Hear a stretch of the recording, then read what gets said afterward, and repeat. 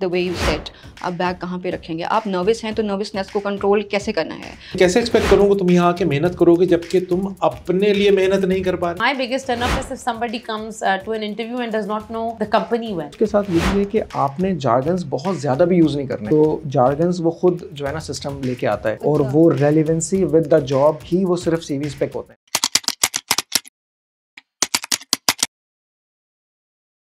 So do you judge by the appearance also? Yes. First impression पे अपने Yes, बाकी? first impression includes everything. Your body language, your gestures, your postures, the way you sit, आप bag कहाँ पे रखेंगे, आप nervous हैं तो नर्वसनेस को कंट्रोल कैसे करना है।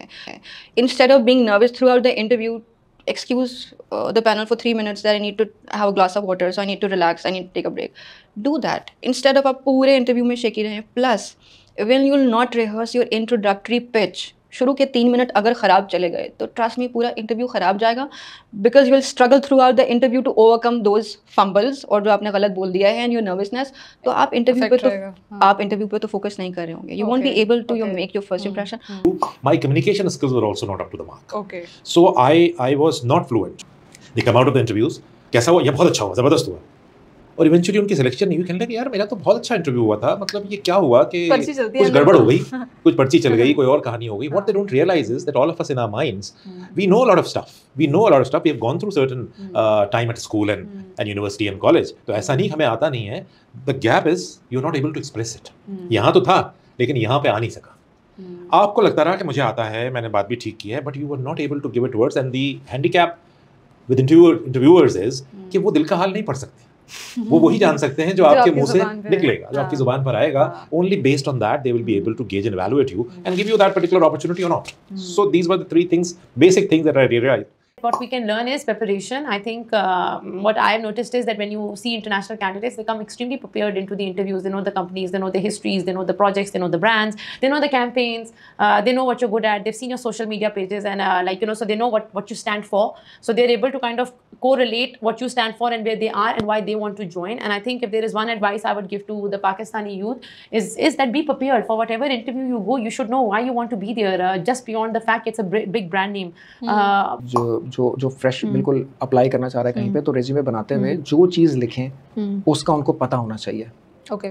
नॉर्मली मैं आपको बताता हूँ कि अगर मैं किसी बिल्कुल फ्रेश कैंडिडेट को इंटरव्यू करता हूँ और मैं उनसे कहता हूँ कि यार अपने नाम के बाद अपना एक ऑब्जेक्टिव लिखा हुआ है, अगर आप मुझे सिर्फ अपना ऑब्जेक्टिव भी पढ़ के बता दो बगैर देखे, तो समझें आपकी जो है वो एम्प्लॉयमेंट पक्की हो गई. कोई नहीं बता पाता.